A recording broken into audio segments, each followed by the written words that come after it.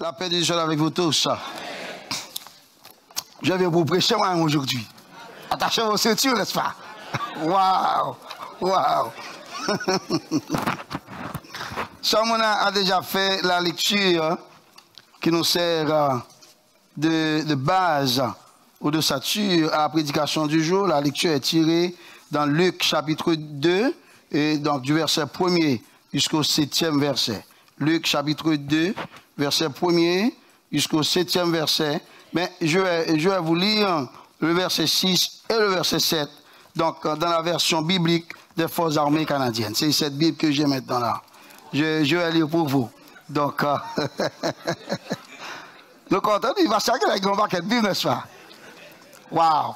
Donc, vous allez suivre avec moi. Luc chapitre 2, je vais lire verset 6 et verset 7. Il ici remplace Marie et Joseph. Pendant qu'ils sont à Bethléem, le moment arrive où Marie doit accoucher. Verset 7. Elle met au monde un fils, son premier enfant. Elle l'enveloppe dans une couverture et le couche dans une mangeoire. En effet, il n'y a pas de place pour eux dans la salle où logent les gens de passage. Gloire à Dieu, n'est-ce pas? Il n'y a pas de place et vous voyez que vous m'entendez dire gloire à Dieu parce qu'il n'y avait pas de place, n'est-ce pas? Il n'y avait pas de place. Frères et bien-aimés, comment imaginer l'inimaginable, comprendre l'incompréhensible et concevoir l'inconcevable? Le fini ne saurait contenir l'infini.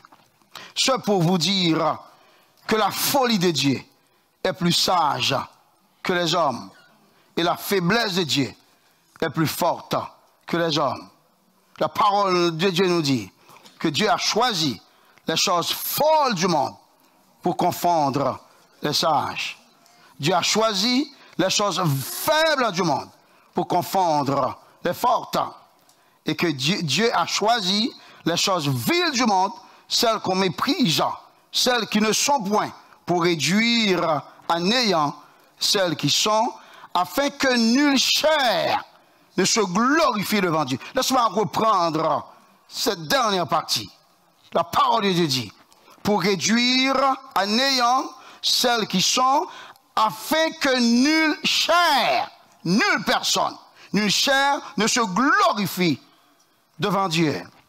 En dépit du fait qu'à l'Éternel la terre et ce qu'elle renferme, le monde et ceux qui l'habitent, Dieu a choisi de ne pas réclamer ses droits légitimes pour privilégier la modestie à l'apparat de la ville de David à Bethléem. La crèche après l'hôtellerie. Peuple de Dieu, répétez la crèche après l'hôtellerie. La crèche après l'hôtellerie, voilà le thème du sermon en la circonstance. Mais qu'y a-t-il à apprendre dans cette démonstration divine?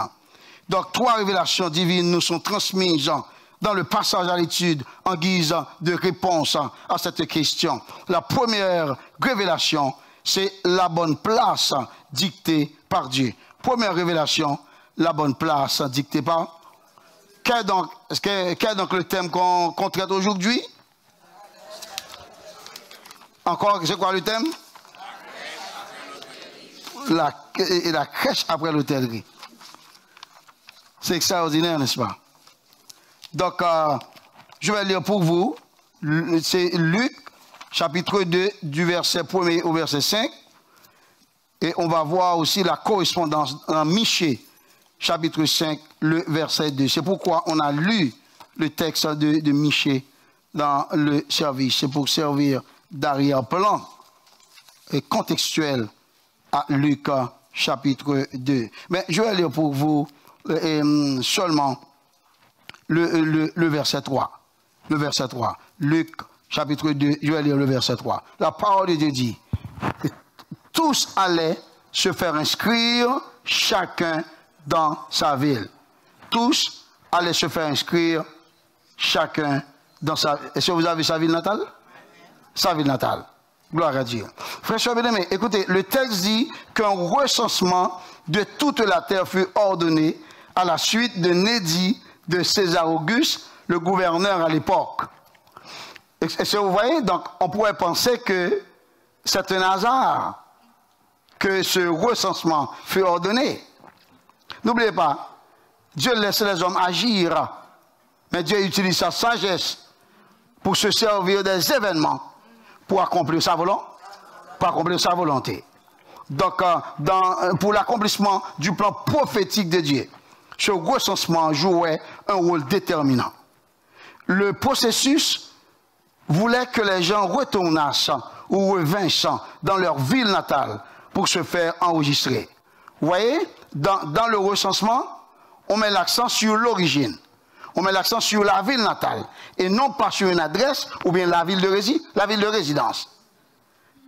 Très important à ne pas oublier ça. Ok? Au verset 3, il est écrit, tous allaient se faire inscrire, chacun dans sa ville.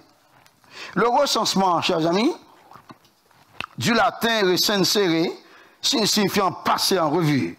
Donc le recensement, c'est une opération statistique de dénombrement d'une population.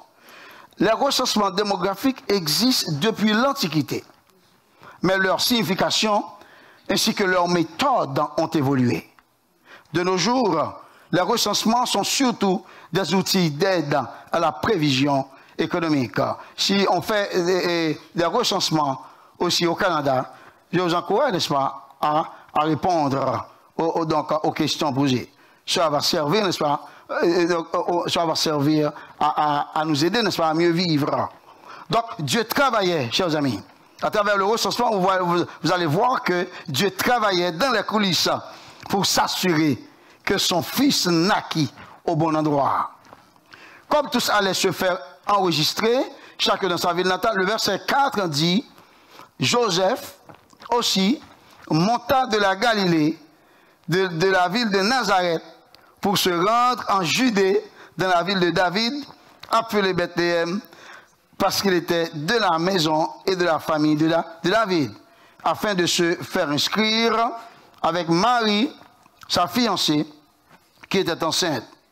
J'ai une précision à apporter ici. Jésus n'était pas né à Nazareth. C'est l'église, c'est ça? Souvent, quand on dit Jésus de Nazareth, on pensait que Jésus était né à Nazareth. Non. De Nazareth à Bethléem, il y a environ une distance de 110 km que Marie et Joseph ont parcouru à pied, n'est-ce pas, pour l'accomplissement de la prophétie. Jésus est né à Bethléem. Et après quoi, Jésus et Marie retournèrent à Nazareth. Et ils vécurent à Nazareth. Jésus était nazaréen de manière biblique. On dit Jésus de Nazareth parce que Jésus passait tout son temps à Nazareth. Mais la prophétie biblique voulait que Jésus, n'est-ce pas, naquit à Bethléem. Selon Michée, chapitre 5, le verset 2. Et je vais lire pour vous en plusieurs versions la déclaration de Michée. Lui second dit, et toi Bethléem Ephrata, petit temps entre les milliers de Juda. Quand on lit donc ce verset dans lui second, quand la Bible dit petite entre les milliers de Juda, ça peut quand même porter à confusion. On peut ne pas comprendre toute la révélation. Mais d'autres versions vont nous éclaircir la pensée inscrite dans ce verset. Et toi Bethléem Ephrata, petite entre les milliers de Juda, de toi sortira pour moi celui qui dominera sur Israël. C'est Dieu qui parle. Et dont l'origine remonte aux temps anciens, au jour de l'éternité. C'est Dieu qui parle. Il parle de son fils. Il parle de son fils. Il dit que de toi sortira pour moi celui qui dominera sur Israël. Donc Christ, il viendra diriger pour son Père. Et Dieu continue pour nous dire, parlant de son Fils, Dieu dit l'origine de son Fils remonte aux temps anciens, au jour de l'éternité. Dieu sait ce qu'il voulait dire. Car il dit l'origine de son Fils remonte aux temps anciens, au jour de l'éternité. Version semeur dit, et toi Bethléem Ephrata, bien que tu sois petite parmi les villes de Juda. Cette version-là est beaucoup plus compréhensible, n'est-ce pas? De toi, il sortira pour moi celui qui régnera sur Israël. Son origine remonte au temps passé, aux jours anciens. Et la version, Bible en français courant, dit que, et toi, Bethléem Ephrata, dit le Seigneur, tu es une localité peu importante. Et j'aime encore cette version. Et toi, Bethléem Ephrata, tu es une localité peu importante. Mais donc parmi celles des familles de Juda. Mais de toi, je veux faire sortir celui qui doit gouverner en mon nom, le peuple d'Israël, et dont l'origine remonte aux temps les plus anciens. Donc par l'intermédiaire de Michée, Dieu a annoncé la naissance de Jésus à Bethléem, une localité peu importante. C'est important?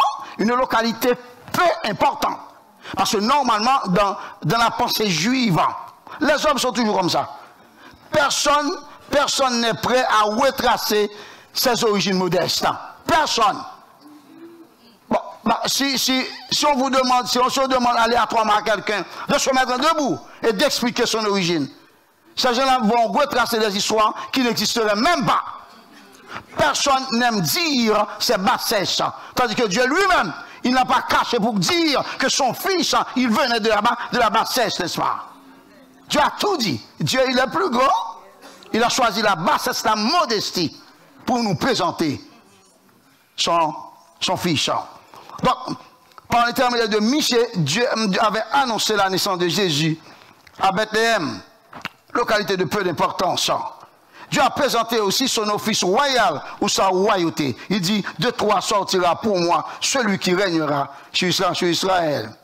Et Dieu a présenté également la préexistence de son fils. Il dit que son origine remonte aux temps anciens, au jour d'éternité. Et par cette déclaration, Dieu a aussi présenté la divinité de son fils. Faisons référence à Dieu le Père dans le psaume 93, le verset 2. Le psalmiste dit, parlant de Dieu le Père, le psalmiste dit, ton trône est établi dès les temps anciens. Il ne parlait pas du Fils, il parlait du Père.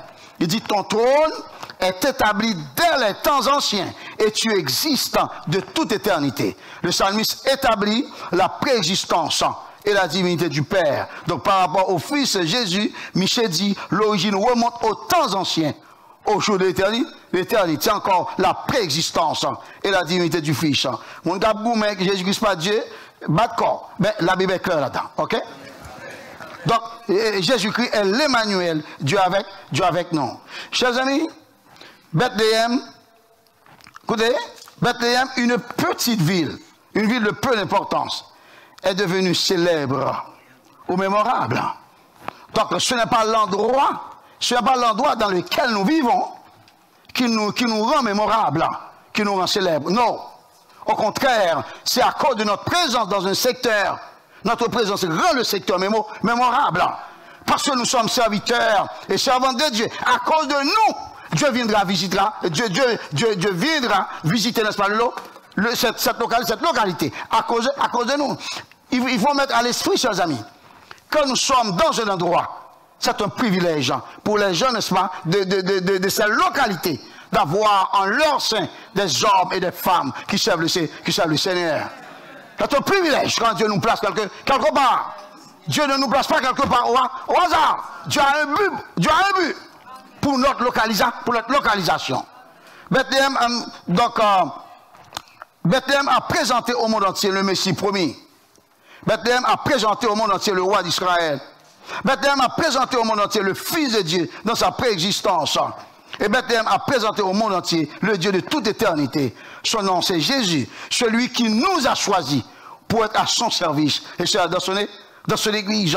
À partir de ce moment, dès qu'on cite le nom de Jésus, on pense à Bethléem. La place dictée par Dieu pour sa naissance. Mais quand Dieu visite un endroit, cet endroit n'est plus le même.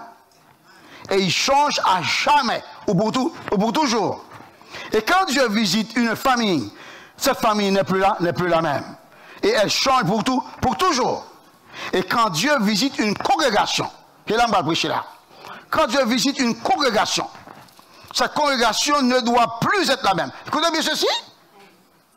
Quand on parle de la famille, quand Dieu visite une famille, la famille n'est plus la même.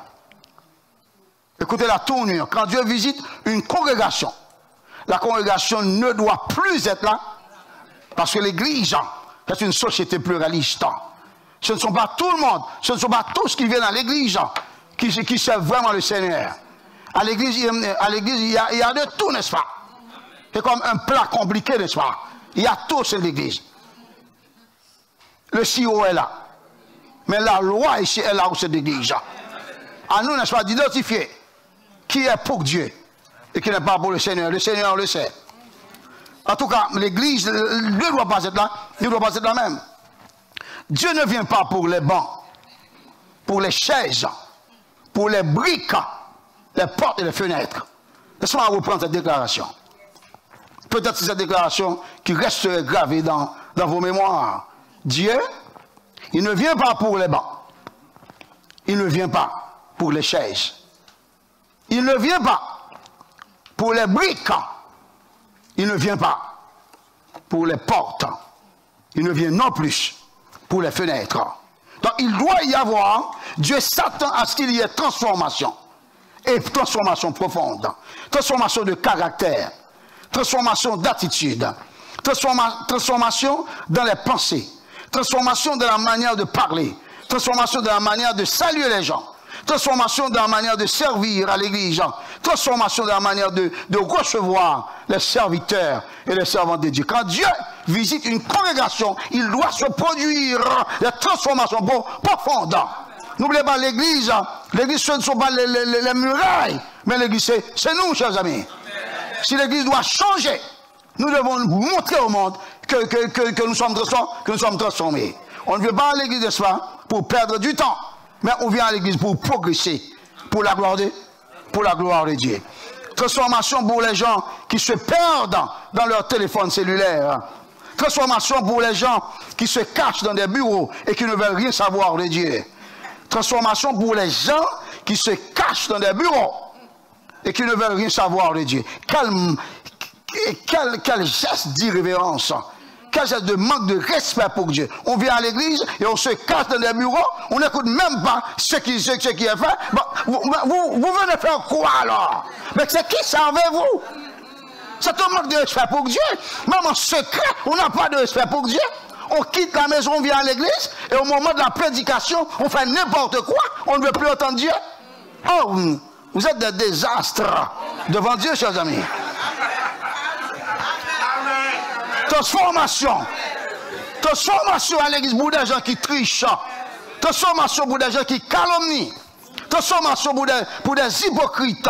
Transformation pour des gens qui corrompent d'autres personnes. Et transformation pour des gens qui suscitent d'autres à troubler l'église. Et Dieu demande une transformation intégrale. Qui que vous soyez, la transformation doit s'asseoir chez vous, chers amis. Peu importe votre titre, Dieu veut que nous tous, nous soyons transformés. Écoutez, j'ai une bonne nouvelle, c'est que Dieu est là avec nous, n'est-ce pas? Parce que Dieu est là, n'est-ce pas? Dieu est témoin. Ça de Dieu dit, waouh, mon serviteur prêche avec puissance. Waouh. Et Dieu a raison, n'est-ce pas? Écoutez,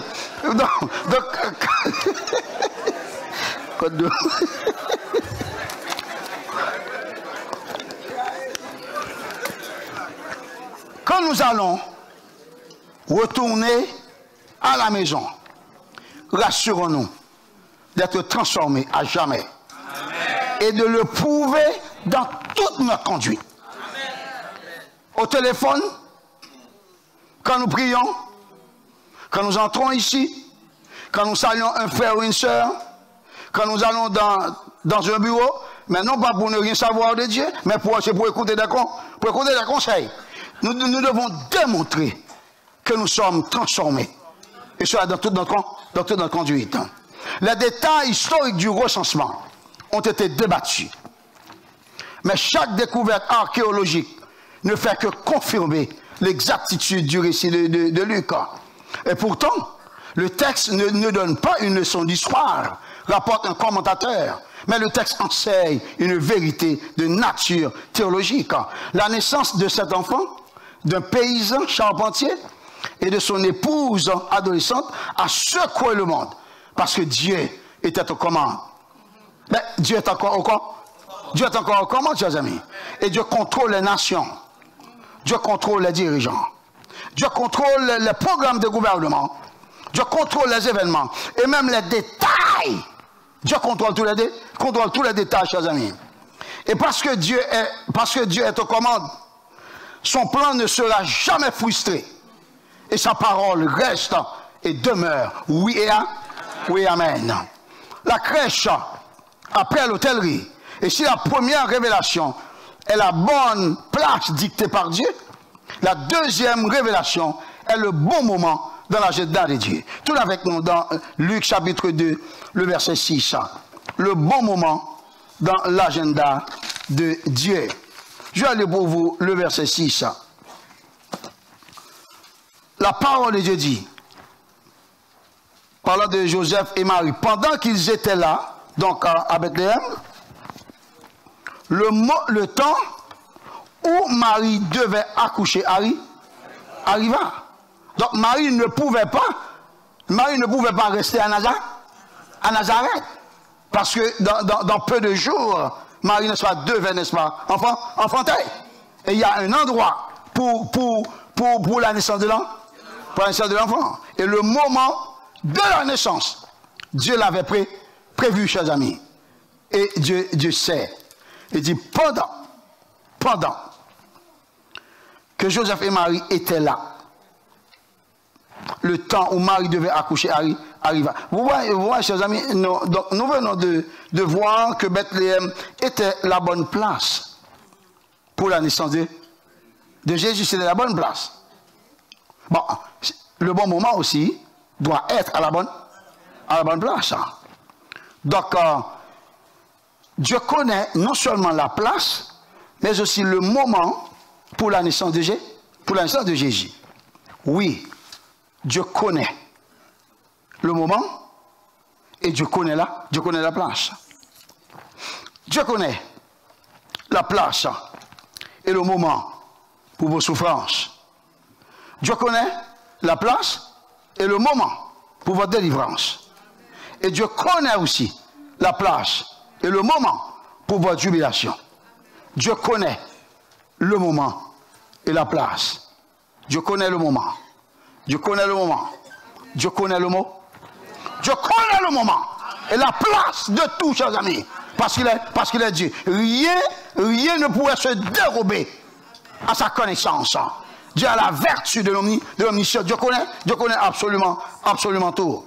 Dieu connaissait le moment de la naissance de Jésus. Dieu connaissait le moment où le prophète Élie devait rester près du torrent de Kérita. Dieu connaissait le moment où les corbeaux allaient apporter de la nourriture à son serviteur. Oui, Dieu connaissait le moment où le prophète Élie devait quitter le torrent de Kérit pour se diriger vers Sarepta. Dieu connaît le moment. Effectivement, Dieu connaît le moment. Pourquoi pas? Dieu connaît le moment. Dieu connaît le moment. Effectivement, Dieu connaît le moment. Dieu connaît le moment. Oh, c'est Dieu. Il est Dieu. Il connaît le moment. Oh, regardez-vous. Et pensez à vos projets. Dieu connaît le moment, chers amis. Oh, regardez vos misères, les défis que vous expérimentez sur la terre. Mais Dieu connaît le moment, chers amis. Et vous ne savez pas c'est quoi l'avenir vous réserverez. Mais Dieu connaît le moment. Vous n'avez pas pris la décision de vous introduire sur la terre. C'est Dieu qui vous a permis d'être né. Dieu connaît le moment. Il connaît le moment. Dieu connaît le moment pour vous accompagner. Il connaît le moment pour vous laisser faire le possible. Il connaît le moment où lui-même, il s'en charge de faire l'impossible. Dieu, il connaît le moment, chers amis. Waouh! Pendant qu'ils étaient là, Joseph et Marie, le temps où Marie devait accoucher arriva. Je ne sais pas la réalité de votre vie, chers amis. Je ne sais pas les prières que vous avez déposées devant le trône de Dieu. Mais ce que je sais, c'est que Dieu, il connaît le mot. Il connaît le moment. Ne vous laissez du tout pas décourager. Les circonstances ne peuvent pas nous taire. Parce que Dieu contrôle les circonstances, chers amis. Vous voyez que rien de le monde ne nous décourage. Parce que le Dieu que nous servons, Dieu a tout dessus de tout obstacle. peu importe, la parole dit que 1000 tombent à ton côté et 10 000 à ta droite, tu ne seras pas atteint de tes yeux, seulement tu regarderas et tu verras la rétribution de mes méchants, chers amis. Dieu est là, chers amis. Nous devons servir Dieu avec courage. Et Dieu, il ne manque jamais à ses devoirs. C'est un Dieu qui sait comment agir, il sait comment parler, il sait comment se présenter. Et dès que quand Dieu arrive dans un endroit, il transforme les lieux. C'est Dieu, c'est ce Dieu que nous servons. Et avant longtemps, il enverra Christ sur la terre prendre son église. Et notre prière, c'est que tous ici, nous soyons du nombre. Gloire à Dieu, chers amis. Et quand nous regardons le texte, nous pensons avec le recensement. Dieu travaille dans les coulisses pour s'assurer que son fils naquit non seulement à la bonne place, mais aussi au bon endroit. Luc 2, verset 6 nous rappelle Galates 4, verset 4 et 5. Dans Galates 4, verset 4 et 5, Paul écrit, et je cite, « Mais lorsque les temps ont été accomplis, Dieu a envoyé son fils. » Dieu a envoyé son fils. Ça, c'est le bon moment dans l'agenda de Dieu. Né d'une femme. Je vais vous dire, il y a une précision ici. Une précision. Pour éviter des fausses doctrines. Pour ne pas dire que Jésus fut tombé du ciel. Écoutez bien ceci. Dieu sait ce qu'il fait. L'apôtre Paul rappelle la parole. Il dit, lorsque les temps ont été accomplis, Dieu du haut, Dieu a envoyé son fils. Ici, c'est le bon moment de l'agenda de Dieu. Le texte dit né d'une femme. C'est pour dire que Christ n'était pas tombé du ciel, mais il était effectivement un vrai homme. Quand il dit né d'une femme, c'est pour dire Dieu a pris la décision, certes, mais Christ, il n'était pas tombé du ciel. Il y a un processus pour sa naissance. Né d'une femme, Jésus était un vrai homme, et né sous la loi. La dispensation qui était en vogue, c'est la dispensation de la loi.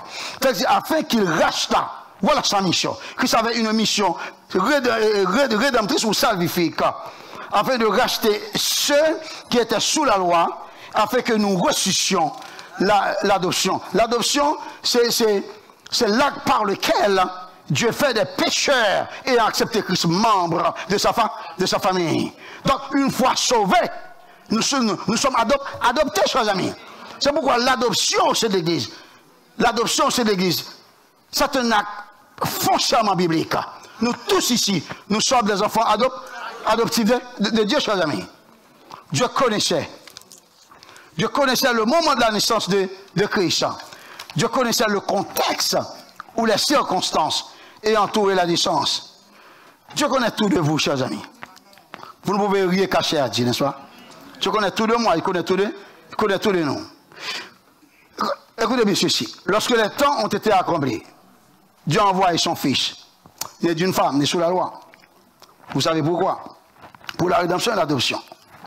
Lorsque les temps ont été accomplis, Dieu a donné son fils unique. Lorsque les temps ont été accomplis, Dieu a glorifié son fils de la gloire qu'il avait auprès de lui avant que le monde fût. Jean 17, verset 5.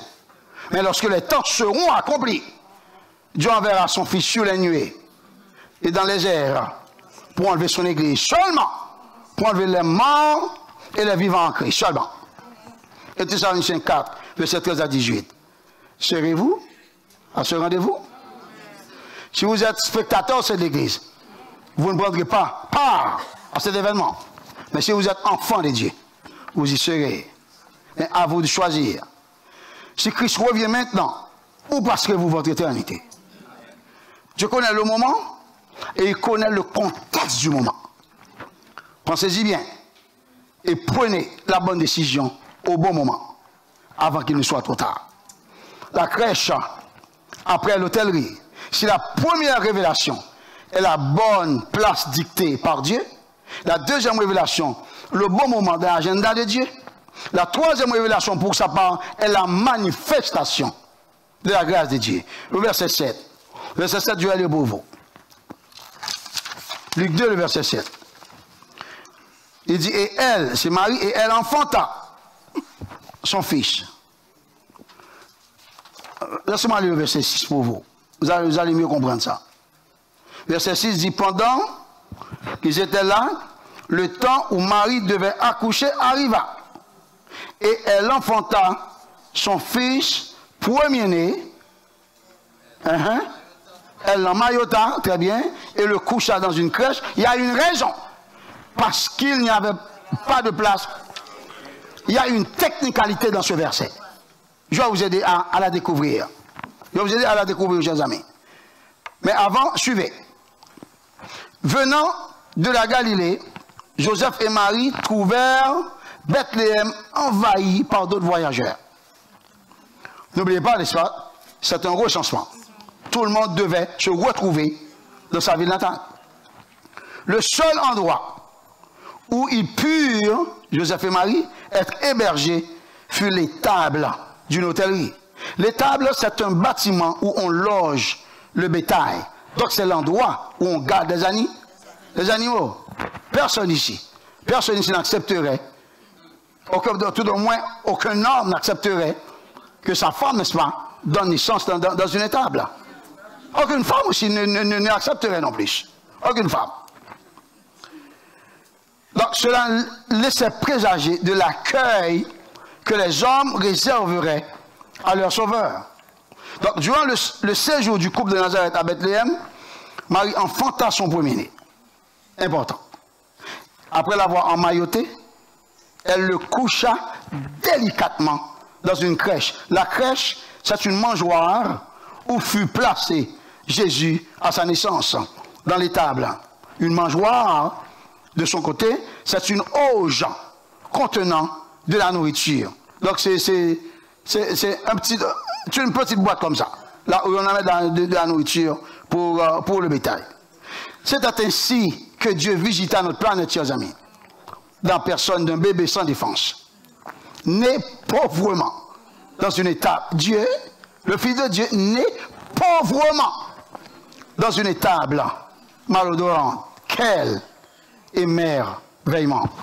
Comme l'a si bien résumé Darby, ce commentateur Darby, il a dit, parlant de Christ, il a commencé sa vie dans une mangeoire et l'a terminé sur une croix. Et tout au long de son cheminement, il n'a pas un lieu où reposer sa tête. Le Fils de Dieu.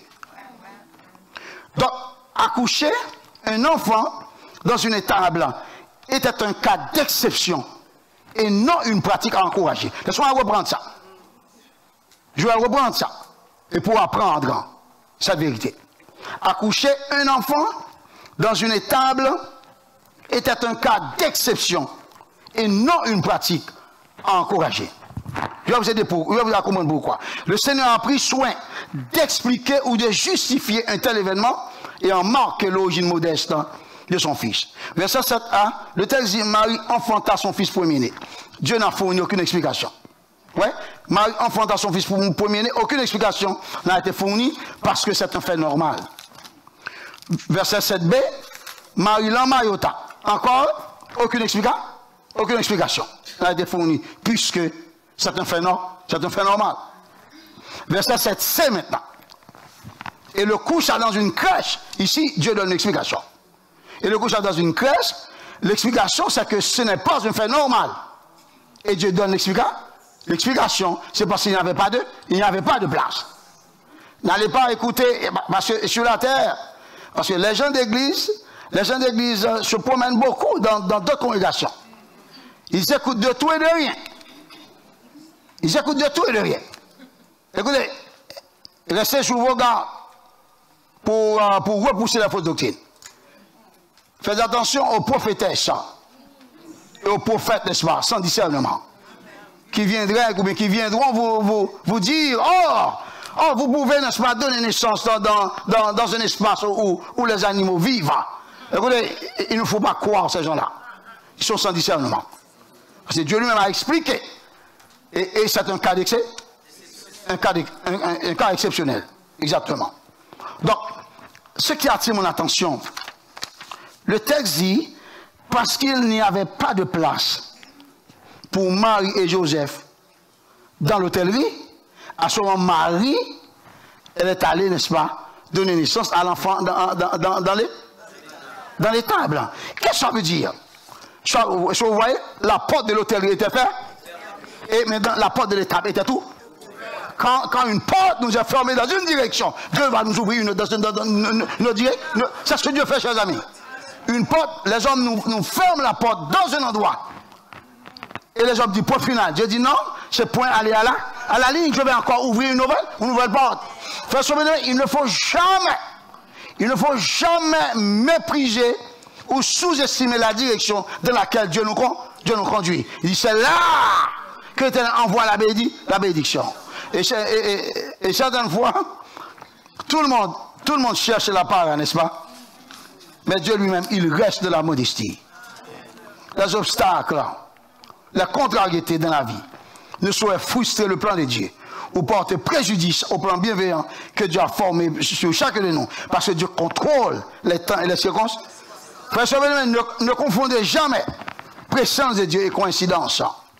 La coïncidence, ce sont des événements qui arrivent ensemble par hasard. C'est la coïncidence. Mais la préscience n'inclut pas seulement la connaissance préalable que Dieu a de toutes choses, mais elle inclut aussi la planification bien calculée, n'est-ce pas? Le gouvernail de notre vie n'est pas laissé au hasard des circonstances. C'est de la main de Dieu. Avec Dieu, nous ferons des exploits et nous n'aurons jamais honte, chers amis. Le serviteur a dit dans le psaume 34, il dit, j'ai cherché l'Éternel et il m'a répondu. Il dit, il m'a délivré de toutes mes frayeurs. Et quand on tourne vers lui les regards, on est rayonnant de joie. Et le visage, il dit, quand le malheureux crie, l'Éternel entend et il le sauve de toutes ses dés. Et puis il dit, l'un de l'Éternel campe ceux qui le craignent, les arrache au danger. Joseph et Marie ne furent pas admis à l'hôtellerie. On est dans la phase de l'accouchement, chers amis. Écoutez, Joseph, Marie, je m'excuse, Marie n'avait pas demandé à Dieu de porter l'enfant Jésus en son sein. Ce n'était pas la demande de Marie. Non. Aucune femme n'aurait produit une telle demande, tandis que la femme était déjà fiancée à un homme. C'était la décision souveraine de Dieu. La décision de Marie, avant que l'ange Gabriel la quitta, traduisit, la déclaration de Marie, traduisit une soumission sans réserve à la volonté de Dieu, en dépit de la stigmatisation sociale des mères non mariées. D'autres, voici la teneur. Marie dit, je suis la servante du Seigneur, qu'il me soit fait. Marie ne comprend pas la déclaration de l'ange. Et Marie ne veut pas non plus se montrer intrépide. Parce que l'ange, c'est un serviteur que Dieu a dépêché du ciel pour venir apporter le message. Dieu n'a pas utilisé un cousin de Marie. Dieu n'a pas utilisé un voisin. Dieu a dépêché un ange. L'ange Gabriel était venu apporter le message à Marie. Marie dit, mais je suis la servante du Seigneur, qu'il me soit fait selon sa parole, selon ta parole. Luc 1er, verset 38. Cette déclaration était aussi porteuse d'un coup sévère à l'époque. Marie savait qu'elle serait accusée d'adultère. Écoutez bien ceci. Marie savait qu'elle serait accusée d'adultère, un acte puni par la lapidation. Selon Deutéronome 22, le verset 13 à 21, on voit ça aussi dans Jean chapitre 8, verset 3 à 5. Mais cela ne l'empêchait pas de se soumettre de bon gré à la volonté de Dieu. Frère Sauvenet, puisque Dieu a initié le processus de maternité, il saura comment le conduire à terme en son temps à sa femme. Une autre leçon à apprendre, c'est que quand Dieu commence une œuvre en nous, pour nous et ou avec nous, il la terminera pour sa gloire, pour son honneur. N'importe quelle œuvre commencée par Dieu et non encore achevée sera parachevée. Aucun obstacle ne saurait empêcher Dieu d'accomplir sa volonté. Marie n'avait aucun médecin humain avec elle. Aucun médecin. Vous voyez ça dans la Bible? Aucun. Marie n'avait aucun médecin humain avec elle dans l'étable. Mais seulement notre Dieu, le médecin par excellence, est présent. Quand des médecins traitent un dossier quand le dossier est compliqué, un médecin appelle un autre médecin pour écouter son avis. Et l'autre médecin peut encore appeler d'autres spécialistes là, pour écouter d'autres avis. Il se voit bien que tous les médecins réunis n'arrivent pas à résoudre le problème. Parce qu'ils sont des hommes, ils sont limités. Mais dans les tables, là, Dieu est le médecin par excellence. Aucune maladie ne saurait défier Dieu, chers amis. C'est la compagnie que Marie avait à sa disposition dans les tables. Écoutez, il y a une grâce spéciale que Marie a reçue de la part de Dieu lors de son accouchement. Des enfants sont nés handicapés, infirmes, mal formés ou monstrueux, souffrant d'une anomalie physique ou d'un vice de formation congénitale. Jésus était né sans défaut, chers amis. Oh, écoutez, l'infection n'a pas eu de cause de Jésus, parce que Dieu avait tout sur son contrôle, chers amis. Christ n'a pas été testé pour dire, oh, cet enfant-là, il a eu des déficiences, tel type de déficience. Non! Christ n'est pas parfait. Parce que c'était le Fils de Dieu. Dieu était là, chers amis. Nous ne comprenons pas ce que Dieu fait, toujours. Mais nous devons lui faire confiance. Et nous devons être flexibles entre les mains de Dieu. Parce que Dieu saura comment s'y prendre ou de quel bois faire flèche. La volonté de Dieu, chers amis, pour nous, peut ne pas être l'hôtellerie, mais la crèche ou les tables. Vous voulez chercher de grands endroits. Mais Dieu peut avoir un autre choix pour vous, chers amis. Écoutez, le refus dans la vie ne doit pas changer notre trajectoire dans la vie. Nous pouvons connaître des déceptions. Les déceptions ne doivent pas nous décourager. Les déceptions doivent être le contenu de notre témoignage. Dieu ne va jamais nous laisser toujours frustrés, chers amis. Il est notre Dieu. Dieu ne nous laisse pas orphelins sur la terre. Dieu ne nous laisse pas sous l'obédience des gouvernements. Mais Dieu sait comment prendre soin de ses enfants. Avec les déceptions, en avant. Avec les souffrances, en avant. Avec les mauvaises paroles, en avant, chers amis. Et peu importe ce qu'on dirait de nous, en avant, chers amis.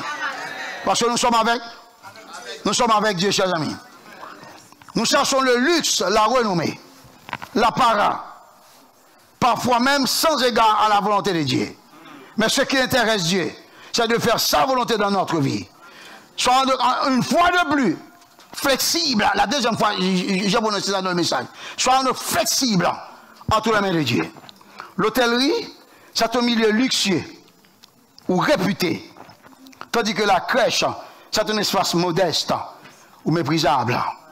L'hôtellerie, c'est un milieu contraignant, non accessible à tout le monde. Tandis que la crèche, dans les tables, est accessible à tous. Pour voir quelqu'un dans un hôtel, il faut être invité. Vous pouvez, n'est-ce pas, arriver à l'hôtel, vous pouvez encore expérimenter des défis. La personne peut dire non, le gérant peut dire non, vous n'avez pas accès. Vous n'avez pas accès.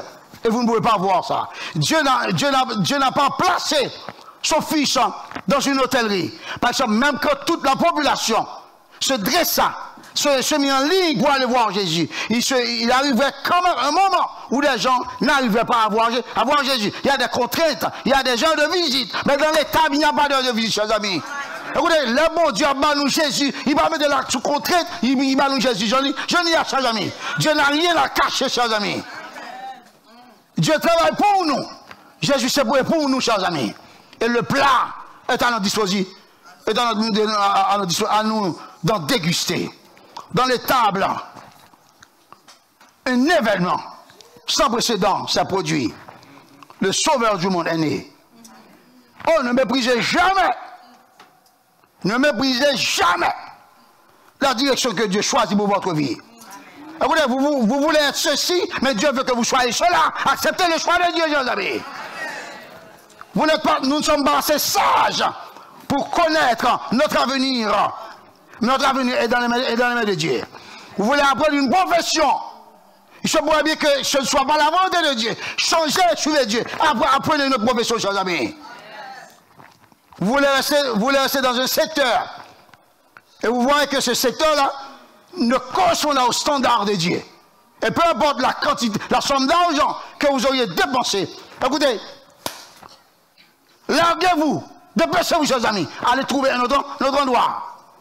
Écoutez, ça sont des hommes et des femmes qui savent écouter la voix de Dieu. Quelqu'un qui écoute la voix de Dieu aura la bonne réponse. Mais quelqu'un qui ne veut rien savoir de Dieu, Dieu va regarder cette personne-là végéter dans la misère. Nous devons apprendre à écouter Dieu. Surtout à écouter Dieu. Et toujours à écouter Dieu, chers amis. Ne méprisez jamais le milieu dans lequel Dieu nous conduit. Même quand ce milieu paraît méprisable à nos yeux. Et certaines fois, certaines actions posées par Dieu n'ont aucun sens à nos yeux. Tandis que ces actions-là sont remplies de sens pour Dieu. On fait ce que Dieu recommande. Mais c'est vrai, mais ça n'a aucun sens. Moïse arrivait, n'est-ce pas, devant la mer Rouge, des ennemis poursuivirent le peuple de Dieu. Dieu dit à Moïse, étends le bâton sur la mer. Moïse étend le bâton. Et la mer se fendit en deux. Écoutez, l'intellectualité ne pourrait nous aider à comprendre cela.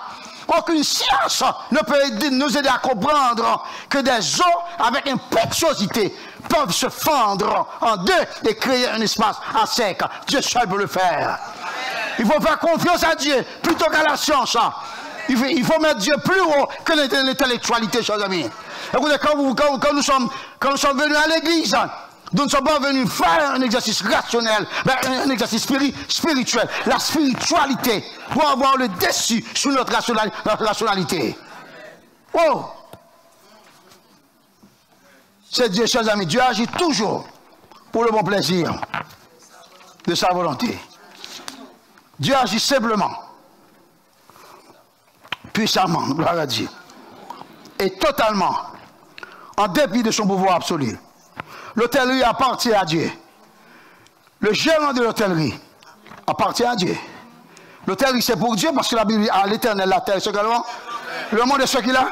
Tous les gérants qui travaillaient dans l'hôtellerie, ils étaient donc des employés de Dieu.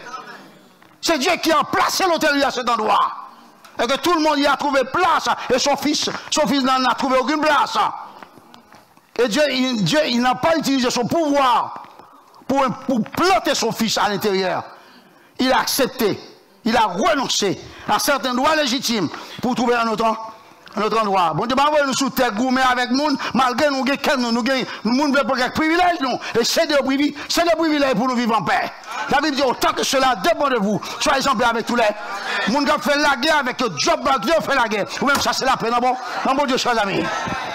Et ouais, la vie a passé mal. Moun qui a chassé, moun qui a nuit, petit bon Dieu. La vie a passé mal, sous ma converti. Et si vous reprenez nous, bon Dieu a opportunité pour vivre. Mais nous devons sanctionner quand même. Adam et Ève étaient péchés. Ils ont été pardonnés, mais chassés du jardin. Moïse pécha devant Dieu. Moïse fut pardonné. Mais Dieu n'a pas permis que Moïse entre en Canaan. Faites attention, hein. Dans l'église, bon Dieu, les vie n'ont péché. De conséquences, même lorsque nous avons montré, et nous plus spirituels qui gagnent. La crèche après l'hôtellerie. C'est le thème que Dieu a développé par mon truchement pour nous à partir de 3 révélations. La première révélation, la bonne place dictée par Dieu. La deuxième révélation, le bon moment d'agenda de Dieu. Et la troisième révélation, la manifestation de la grâce de Dieu. Dieu a déjà conçu un plan bienveillant pour chacun de nous. Soyons, encore une fois, flexibles entre ses mains. Et n'essayons pas de contourner la direction dans laquelle Dieu choisit pour notre vie. À bon entendeur, que le Seigneur nous fasse sa grâce.